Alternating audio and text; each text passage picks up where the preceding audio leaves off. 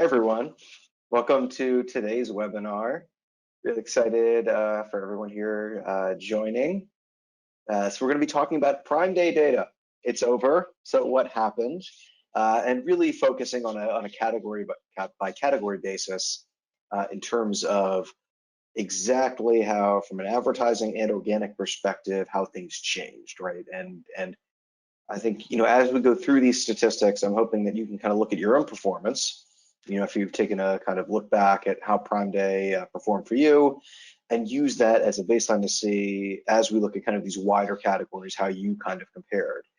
Did you overperform the rest of your category, underperform? Obviously maybe there's a little mix of both. So I encourage you kind of as we go through to, keep that in mind, keep your own performance in mind as you look at these stats. And then, we'll go through again some, give folks another couple minutes to get on the line. But throughout the presentation, maybe this brings up some questions as we go through this data. So I'm hoping that you can, again, ask questions, use that question box on your screen, and then we'll get to as many questions as we can at the end of the presentation. But I really am looking forward to kind of going through this data. This is brand new data. This is the first time anyone's seeing this. We're going to be doing a kind of a full-fledged report within the next week or two that goes into this a little bit more in depth, but this is kind of a first look at some of these advertising metrics, specifically relating to Prime Day and other trends that we kind of saw throughout the sale event. So again, really excited to go through this one. We'll give people just another minute or two to hop on the line, but just a couple housekeeping notes kind of as people are coming in. The first thing is around questions, which I just mentioned, but at any point during the presentation, please use the question box on your screen. You should see it kind of towards the bottom or the side, depending on if you're using the app or the web app. And at any point during the presentation, please enter those questions. We'll get to as many as we can at the end of the presentation. And additionally, this webinar will be recorded, so you will get a full replay of this webinar emailed to you roughly 24 hours from now, along with this full slide deck, so you can kind of take pieces of it. If where you see your vertical in there, you want to pull out those stats, that'll be in the slide deck as well, so you'll have that at your disposal. So we can go ahead and kind of start the webinar, for lack of a better term, since it's already started, but let's keep it going. So just to introduce myself for folks that haven't seen me before, I'm Andrew Weber. I'm the Director of Insights over here at Teikametrics. And so this is one of the reports that I love doing. It's around data and specifically how things changed. What, from an advertiser, from a seller perspective, you guys should be aware of as we enter, obviously, the holiday season, but even just looking forward to future sale events or even future high traffic events that might be relevant for your business, right? This was, Prime Day is something where the entire Amazon site sees an uptick in traffic, but we know, right, that for your specific business, right, there may be sale events that happen, or there may be just events, period, that are high traffic events. And there's some lessons here that you can take and apply them kind of throughout the year, not just for Prime Day, and not even just for the holiday season, but also, again, maybe it's back to school. Maybe there's, again, for your particular business, another kind of seasonal event that comes in, or a seasonal,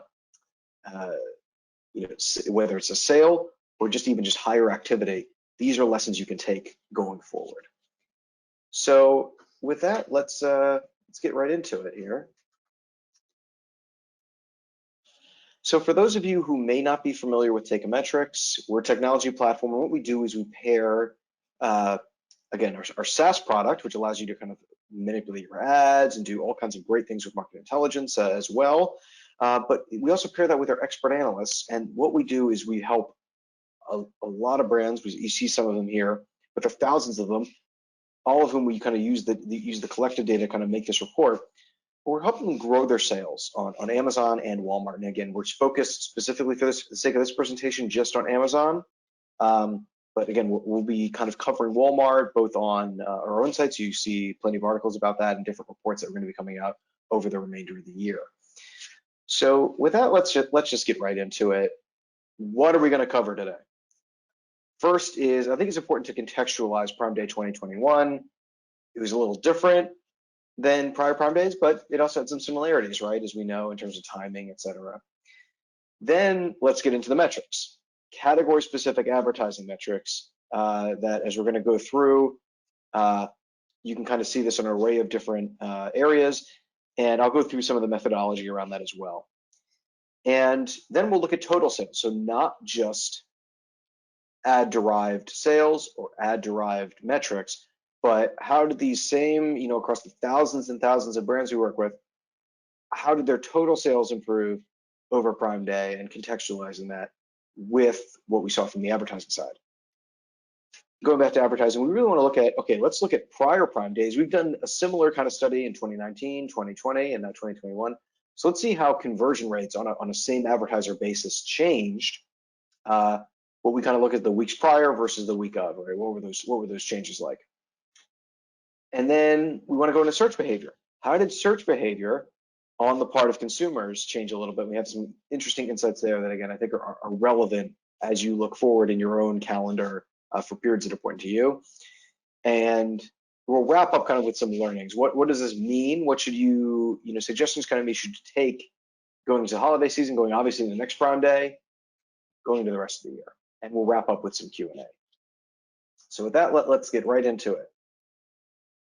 This Prime Day, we know the timing was closer to what we expect from Prime Day, right? Prime Day was usually in July. It was pushed back a little bit to June. Amazon was saying they felt that suppliers would be better prepared in June. They were worried about the July 4th holiday having an impact on fulfillment. So, that's presumably, or according to them, why they moved it into June.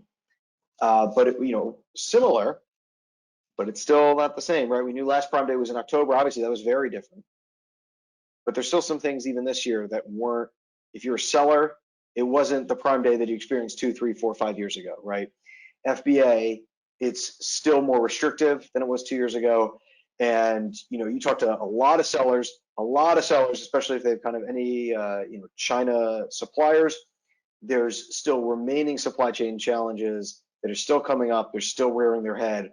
And that had an impact in terms of maybe your competitors, in terms of what they were able to offer, shipping times, et cetera. So there's a lot that's different. It wasn't the same old Prime Day. And I think this is an important point. When you look, this is something that we studied over the course of 2020, and you can see any number of stats that right back this up, is right that consumer shopping has changed, right? You got basically 2 years worth of shift to e-commerce happening in 1 year, right? Where you saw the trends just really mark up, and they really haven't. They've come back down slightly, but it's very much we've reached a new plane, as it were.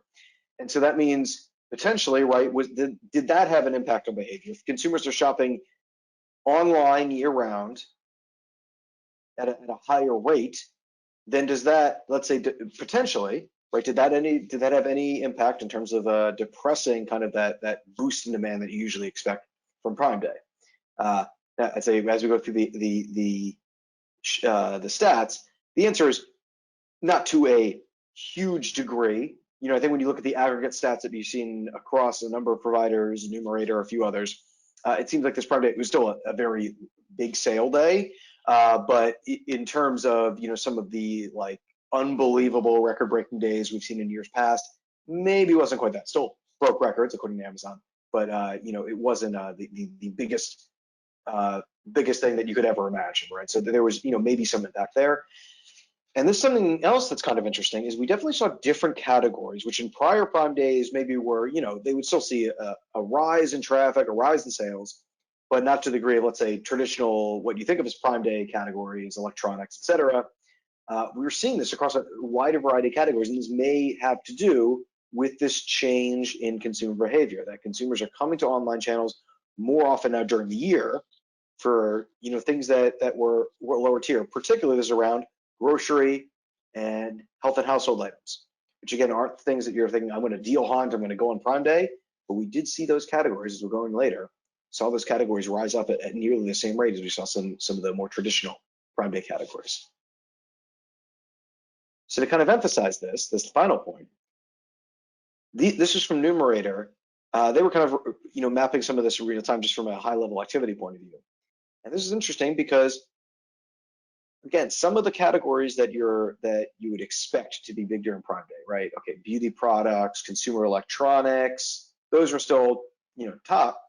But you saw things like household essentials and grocery, among these kind of top purchase categories. And that's an interesting change. That's not something, in years past, it really stuck to these kind of what you would say higher consideration, bigger ticket type categories, because those, if you assume that Prime Day was more of a deal hunting, I'm coming to Amazon hunting for deals, I'll buy some other stuff too. But those are the ones that brought the people in, right? It was electronics, it was things that I knew instead of spending $700, I can spend $500 or et cetera, right? Brought them in with those, then you might buy some lower type, less expensive items, et cetera. We're seeing, those are still a big percentage of the basket. So interesting change again from prior years. And we saw this reflected in our data as well, as we'll go into right here. So quick note on the methodologies we go through. The ad and the seller performance data, this is drawn across our customer base, that's thousands and thousands of sellers. And specifically, we're looking at kind of period over period, but we're looking at the daily average, right? So the daily average during Prime Day versus the daily average for the prior 3 weeks leading up to Prime Day. So what happened on an average day in the prior 3 weeks versus an average Prime Day, which is just the 2 days, right? And again, we express this as a percent change on Prime Day compared to that baseline, compared to that prior 3-week baseline. Okay, so let's go into this, and I'll kind of take my time to go talk through each of these a little bit. And again, you can kind of review these, and we'll give a bit more depth to each of these as we go into kind of the full report, which again, we'll release in a couple of weeks. But let's go over this. So baby products, again, from an aggregate point of view, we saw those, right, from a numerator perspective, was still kind of basically the 10th or so most searched for term. But you saw, again, on a pure volume basis, search volume going to those products, we saw that rise 146% on a daily average basis as compared to the prior 3 weeks. And CPCs went up a decent amount of 15%, but not, right, that rise in search volume did help at least make those CPC increases at least hopefully a little bit easier to manage. And you kind of saw something similar around beauty and personal care. Now again, this is looking percentage increase. So the raw CPC is likely going to be higher, right, for beauty and personal care than some other categories. But the increase from that previous period to Prime Day itself was 16% on average. But the search volume, again, 89% increase. That's really significant. This is about driving profitable sales. And so even if the CPC went up marginally, but you're able to execute, still get sales, and maybe you cut into margin a little bit, but you took advantage of that volume, that's a good thing, right? You're able to really see drive a successful Prime Day through this type of tactics, assuming you're able to kind of, maybe you had to crimp your margin a little bit, but it was still worth it for you. Similar with clothing, this CPC went up a little bit more. You're looking at about 20% increase. I mean, again, a little more significant, but a big search volume increase. So again, this is about, can you target effectively so that even if those CPCs are rising, that you're still winning placements and you're driving the kind of volume that makes it a successful Prime Day for you. You're driving sales at somewhat of a profitable margin, taking advantage of that big volume. Electronics is a big one. Even though I'm sure every electronics seller knew coming in, this is a huge sale event for me as an electronics seller. It's likely even that increased advertiser activity was really just outpaced by the sheer increase in search volume. We had a 219% increase in daily search volume on those terms, but the CPCs only rise 2%, which again means that likely advertisers are still coming in, presumably, right? They're coming in at a very high rate, but that search volume was so high that the CPCs, the number of clicks, there's more clicks available, and CPCs stayed, they went a little bit higher, but not so much higher on an aggregate basis. Moving down the list, grocery. Again, we talked about how this was kind of a surprise potentially in terms of the amount of the share of purchases. You saw similar kind of almost nearly 80% increase in search volume. CPCs went up 20% vis-a-vis, right, the prior 3-week average during Prime Day. Significant, but across each of these, and we look through health and household, kind of a similar, really across each of these. Home and kitchen saw a bigger CPC increase. That was a bigger one. We know that home and kitchen, we saw that, I think, in numerator data had that as the #1 category, and we know, right, home projects even though the pandemic is, thankfully in the US, kind of abating a little bit, home projects still a really huge driver of consumer spending right now. And you're seeing more advertisers obviously get in this game. There's already this category was already one that was really category centric rather than brand centric, right? If I'm looking for sinks, I might not necessarily know all the brands I'm looking at, so I'm more likely to come in with an unbranded search. We've seen this kind of consistently, that when you kind of categorize the searches amongst, let's say, the top 10K, top 100K, we've shown this graph a few times in prior webinars, that home and kitchen in particular is really dominated by unbranded searches at the top of the, in the most popular searches in that category. So stands to reason also it might be a little bit more competitive during this time when the volume is coming, which obviously came 153% higher on a daily average basis than the 3 weeks prior. But the CPCs went up by 30%, which is obviously very significant as well. So advertisers here do have to be careful. I think there's a lot of opportunity there to drive profitable sales, but just realize there was the advertiser activity from price perspective it pushes those up.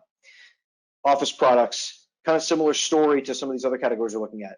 Moderate increase in CPC at 16%, but a 70% increase on a daily average point of view as compared to 3 weeks. So opportunity, but you got to be strategic, I think, to not let those get away from you and still drive profitable sales.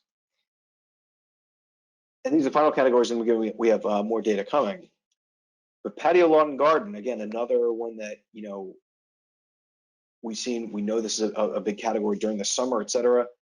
Less of a huge increase. This is likely due to the baseline though being higher, right?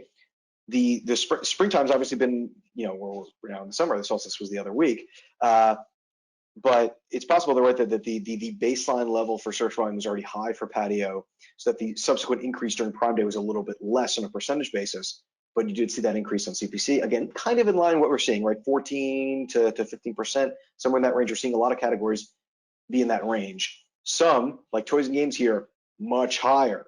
Now, what does that mean? This likely means that, right, you saw, and we saw this kind of in the numerator data potentially reflected, that toys and games, a lot of advertiser activity, but while the daily increase was there, it's possible that the overall the overall volume was a little lower, so that competition for those spaces was just a little bit higher, saw those CPCs go up. So, and again, toys and games also is a category, unlike home and kitchen, which is very unbranded focused. A lot of consumers come there, they don't know what brand they want. Toys and games kind of has the opposite issue, where while still most of the most popular search terms in that category are unbranded, it's a very healthy share, like that a very close to near equal share of terms are branded.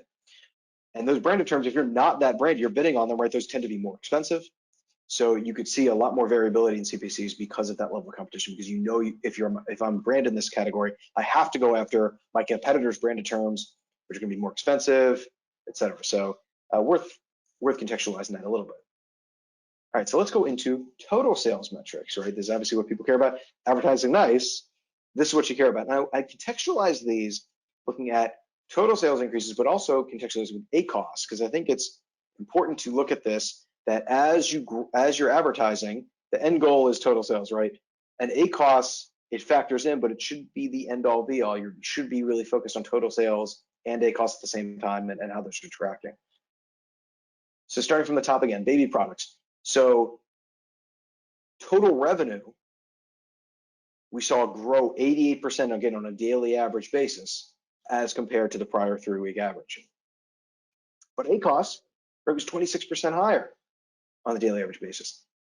So that tells me it's like in each of these cases, you see this consistently, is that ACoS is important. It's definitely important to pay attention to and really track your advertising against it. But total revenue and understanding how you're able to drive that total revenue, even if the ACoS is a little bit inflated, is really important. We talk about tacos here, no shortage of articles on our website on Teikametrics.com about tacos. But I wanted to put these in context because it really shows that relationship, that sometimes you can get more sales even if ACoS is going up. The beauty and personal care had really the opposite issue, where again, we had a lot of activity, And what you saw was revenue was going up, and ACOS actually moderated a little bit, or kind of went down by 9%. Again, likely because we've seen a big increase in activity. There's some efficiencies there. So that was kind of an interesting trend we were seeing, where ACOS kind of depressed a little bit. I mean, not a ton, but some, which is interesting.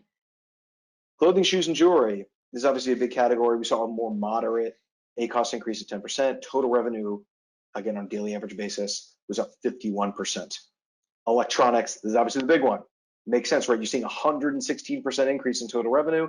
ACOS jumping though a pretty substantial 28% over the daily average that we saw the prior 3 weeks. So more expensive category, but a lot more gains from a total revenue perspective. So this could definitely be worth it.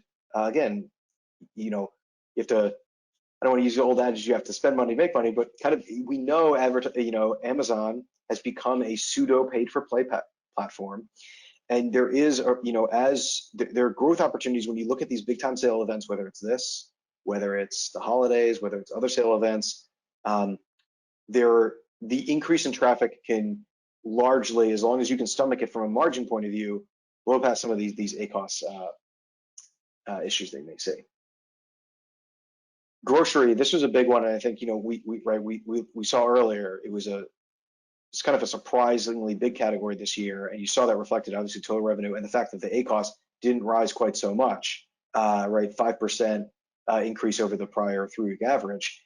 That's interesting, right? It shows that it's like in these categories where maybe it's a little bit of a surprise. These advertisers and these sellers, they made hay out of it, right? Because there maybe was a surprise. You had some folks that maybe were thinking, yeah, this maybe isn't the best holiday for me to go full bore. Folks that were in there actually did very well. Health and household, total revenue up 53% on a daily average basis. ACOS up 8%, so a little bit more marginal there. I'd say it's kind of like middle of the pack is kind of what we're seeing. Maybe a little bit low in the total revenue, but again, maybe you saw that the baseline was a little bit higher there in that case. Home and kitchen up 78%, ACOS up also 8%. So we talked about this earlier. This is another one where we know a lot of activity. So you're seeing total revenue kind of reflect that. ACOS up a little more marginally. Office products, this is kind of interesting. We saw a kind of a larger increase in ACOS. Still a very good increase in total revenue. This is definitely something where, again, when you get into categories like this, you have to be, again, very strategic in terms of, okay, what are you targeting? Because even on what this really shows is that there was a good degree of variability here. So what can you do as an advertiser to still, again, give yourself that volume, but not have wild price swings where maybe, again, it takes you out of profitability, right? That's what you don't want. And then to wrap up, this one was kind of interesting. So again, Patio, we talked about this in the earlier graph, that maybe the baseline was higher, but we also saw big time increase in advertiser activity potentially. And so ACOS was up 29%. And so it's similar to sports and outdoors. Again, maybe was the baseline a little bit higher. So it meant that total revenue didn't rise quite as much on a percentage basis, but ACOS actually went up because you had a lot more advertisers coming in. Prices go up. Suddenly your ACOS is a little bit higher. Toys and games, interestingly here, so total revenue go up, ACOS come down slightly. So this is like, again, we're in a range here where this will be interesting to watch, because I think, toys and games, this is not typically a category that you associate this more with the holiday time frame. Does this trend hold? I mean, my guess is when we've seen this in other instances, you've seen typically toys and games has like the most competition coming in during the holiday season, not as much during Prime Day. So it's something, again, to watch as we go forward. So in aggregate, though, okay, how did this Prime Day compare to other Prime Days? So we looked at, this is something that we've looked at a couple of years in a row, which is conversion rate lift, right? When you look at the average change in conversion rate on a same advertiser basis or same seller basis, how did those conversion rates change, again, from the prior 3-week average to the Prime Day itself on a daily average basis? And we saw this was very close to what we saw in 2019 Prime Day. It was plus 7% in 2019. It was plus 6%. Different story in 2020 because this, that Prime Day was held in October, And it's likely that there was more activity coming. Maybe it was a little bit, again, we were talking like mid-October, that this was maybe a lull in traffic at the time. So you saw kind of a bigger conversion rate increase.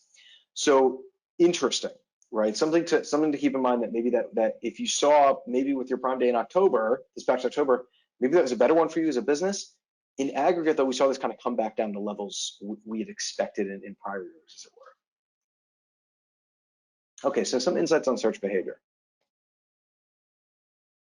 So what we did see was a somewhat increased volatility in top keywords. So we looked at kind of the past month when it came to, okay, how often, if you looked at a week over week, how often do those top 100, how many of those top 100,000 keywords on Amazon stay the same in week over week over week?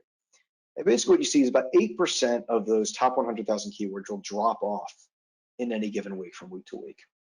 But during Prime Day, compared to the week prior, that total of the terms kind of coming off that and new terms coming in from the top 100K rose 12%. It's not a huge number, but that's meaningful, right? And this is worth noting for kind of other high traffic periods, that it's reacting quickly, because you see there's some keywords that just come in and they're showing high conversion volumes and conversion rates, but maybe they're newer for you. But if you're seeing that activity, being able to react quickly, to bid up on those keywords, to win those placements, can have a really big impact, because there's some around these sale events, there's more volatility. That's an opportunity kind of for you to kind of get in without, with some top keywords, right? They're always popular. This is evidence that right during these sale events, there are keywords that come in that are not as popular before, and then they are incredibly popular during the sale event. This is an opportunity, again, you keeping track of these stats kind of as they come in. I mean, it's something that our system does relatively, without much human intervention, is able to kind of up-level these and make hay, taking, let's say, something from an automatic campaign into a manual campaign, so you can better execute. Something to keep in mind, even if you're not using us, as we go forward into these other sale events. This is something absolutely worth looking out for. And let's, bring this up a level. A lot of these keywords that kind of, again, were not in the top 100,000 and then made their way into the top 100,000 during Prime Day were almost exclusively discount related. I've got a kind of a subsection of them here. And again, none of these terms were in the top 100K in the prior 3 weeks. And when you look at each of these, either they're like sales deals, they're obviously I'm looking for a discount if I'm a consumer, or in each of the cases where it's a product, that's a product that was on sale during Prime Day, and Amazon or someone else made a big deal about it. Like this was listed of, hey, here are 10 great deals for Prime Day, like the Curry coffee maker. Even these ones that seem unbranded, like Pajama Set and Sandals Women's, these were other ones where brands had put out big sales for these. They'd been mentioned in other places. Amazon was likely promoting them. So while maybe the brand got lost, people were still searching for these on Amazon because they knew there was a deal there. So this is kind of one added benefit of running a Prime Day deal. It's not just the discount, right? It's the fact that you get these knock-on benefits where if Amazon's promoting it, it's getting promoted on the site, it's getting promoted elsewhere through some aggregators that are looking at these deals. That ends up driving traffic even in ways that maybe you don't necessarily expect. It's not necessarily direct on the page. There's people literally just searching for these on Amazon. So let's do some kind of key lessons as we wrap up, and then we'll get to some questions. So first is we just went over this. Discounts, they work. Now we've gone over this in previous webinars, and really you saw this with the stats, right? Even products that probably did not discount, right? They still saw a sales increase. But discounts do work. We do see, we've seen this in prior years, that products that are discounted tend to see a larger revenue increase period over period as compared to products that don't, even though everyone does see an increase. But when these discounts are kind of promoted on or off Amazon, that can take them to kind of this next level. And we also know that the kind of Amazon themselves, right, is prioritizing other aspects of their platform in terms of emphasizing discounts and emphasizing promotion, really, of these discounts. So that whether that's Amazon Live and some of the other social products that they're launching, Amazon is putting emphasis on these. And they're going to put emphasis, if you can build up a history there, especially with these social products, and you're offering discounts, it's going to make a difference 4, 5, 6 months down the line. Even those Amazon Lives Amazon's putting a big emphasis on them, but a lot of it is you as a seller getting started up on them and building a history, because that's the only way you really get more exposure. And so I'd highly recommend looking at something like that. Obviously, the discounts themselves and getting them promoted, it's a larger issue, and you know, you have to make that decision based on your own business. But I really, even just promotion, that side of the equation, really look at that on Amazon. They're putting a lot of emphasis on that internally, and I know that's going to filter down to the sellers. As I just talked about, volume increases are pervasive. We saw this across every single category, obviously to varying degrees, but that needs to be factored into your larger strategy, right? As you're thinking about how much do I want to spend, really factor in the fact that volume is going to go up. So if you can get profitable sales, you will be able to double down to kind of keep that volume going, just to really make as much hay as possible. And really, when we've talked to our analyst teams, we got questions, I think, in the last webinar I ran around, day one versus day two of these sale events, Prime Day in particular. And our analyst is saying the only regret that a lot of their clients have is not spending as much on day one. Day one is always bigger than day two. So being more aggressive on day one versus trying to save budget maybe for day two is probably the better way to go. We definitely see there's not as much, everyone's too savvy now to, let's say, run out of budget on day two, which may have been a good strategy a couple of years ago. At this point now, it's people are more savvy, so it's worth just going all in on day one, trying to make hay, and day two is great, but you won't get quite as much of the volume increases on day one. And ACoS, it's important, but to drive growth, it needs to be weighed against that total revenue increase. Are you seeing total revenue go up? Even if ACoS is rising during these sale events, keep in mind it's going to be temporary, and you can always then pare back. Let's say your maximum at cost of sale, you can pare that back down as we get past the sale event. But as we enter it, right, push it back up so that you can take advantage of the sales again, as long as it's within your profitability margins. But you have to weigh these two. You can't if you just focus on ACoS, you're going to lose out on growth. You're going to lose out particularly to your competitors, right, who are looking at this larger pie, and I want to get more of that pie. And at a high level, right, we talked about this with the search terms. Trends change, and on these sale events, they change even more quickly than normal on Amazon. Optimize based on conversion volume and conversion rate. Those are two really key metrics to tell you this keyword, the search term, is valuable, even if I'm not very familiar with it. I don't, it seems maybe a little expensive, but if that conversion volume, conversion rate there is there, and it's again within your profitability margins that you're looking to get, that's where you want to double down. You want to say, I want to push more here. I want to put this into a manual campaign. This is what our analysts recommend all the time, and it's kind of a good rule of thumb as we go forward. So I know that was a lot in just about 30 minutes, but now I think we can get to Q&A. So let me, I think we got a couple questions here. So this is from Maggie here. Can you share any anticipated back to school trends? So, I would say this is more, I don't know if I necessarily, data support this, but I'd say generally, what we're anticipating is, right, we did a back to school report last year, and what we saw was huge increases in search terms around homeschooling, and this is something that, you can find on our site if you search for back to school report. You can look at what happened last year. Saw big increases in search terms around homeschooling, around obviously remote learning, laptops, etc. Right? So, okay, what happens this upcoming year? My gut tells me is you're still going to have some of those trends continue, but there's going to be a much more likely reversion back to kind of traditional back to school products and back to school searches, because you have more folks going back to in-person as we get closer to September. So in that sense, look at those trends. I encourage you to look at that report that we put out around back to school last year, and then think about, okay, not that it's going to be the same year over year, but what's that modulation look like, and can you still make hay in terms of expecting an increase in CPC because there's going to be an increase in CPC, but from a product perspective, really nail down, okay, what are our key products? What's our best angle for, from a search perspective in terms of what's popular? You can use Amazon Brand Analytics to kind of look at this over time. You could seed audiences kind of with DSP, probably starting in a month or two, as you kind of build that upper funnel, then either remarket, et cetera, kind of as we enter the sale event.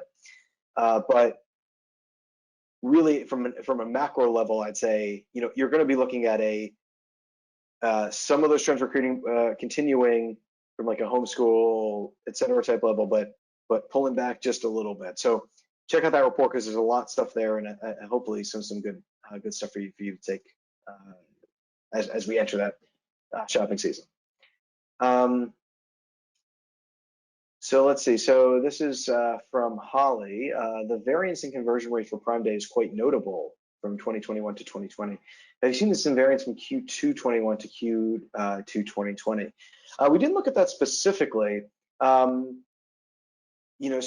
my gut tells me is that like this was unique because Prime Day, if you remember in 2020, was a completely different time of year, and the because we're comparing that to a pre-Prime Day baseline, which in the context of maybe June is you have certain categories that are very popular, and the the way people are shopping maybe during one point of the year is going to be different than in October, and the needs of folks now versus in October of 2020 were very different. So I'm a little hesitant to draw too much from that aggregate conversion rate increase when you're looking year over year. I think what's more interesting is we look at 2019 versus 2020 or 2021. They look very similar. I think 2020 and when Prime Day was and everything going on in the world was kind of made it a unique use case.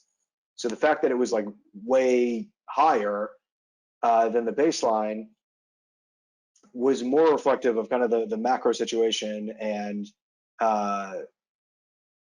everything kind of downstream from that. So I think it's illustrative of kind of how the world has evolved, but I wouldn't take too much to say, oh, it's so much worse. I think it's more that like, hey, it's very similar to what we saw 2 years ago in that sense.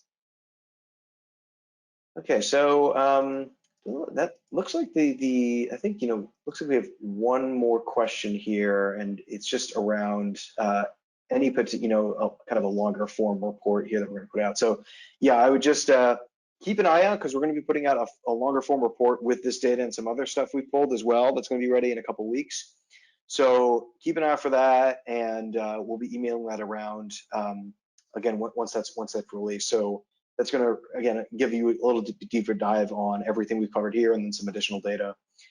And so I think with that we can end a little early. I'm sure getting a couple minutes back is probably good for all of your days. But again, we'll be sending around a replay of this entire webinar and the full slide deck so you can kind of look through at your leisure. If you have any questions that you weren't able to ask here or you want to ask privately, again, shoot me an email. Email's aweber@teikametrics.com. I'm happy to answer them. And other than that, I'll see you on a future webinar. Thanks so much for joining. Talk to you soon.